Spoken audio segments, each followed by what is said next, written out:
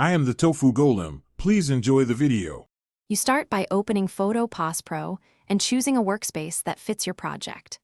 Once done, import your RAW or JPEG file and immediately set the color profile to sRGB or Adobe RGB depending on output. Make sure to set resolution and image size now to avoid resampling later, and create a duplicate working layer.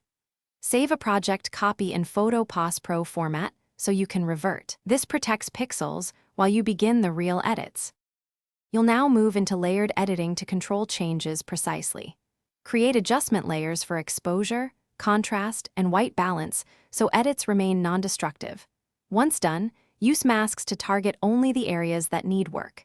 Make soft brush strokes at 10 to 50% opacity for gradual retouching, and combine blending modes to refine texture and color. Use clone and heal tools for blemishes, plus smart filters to preserve layer flexibility as you craft the final look. You finish by preparing files for their destination.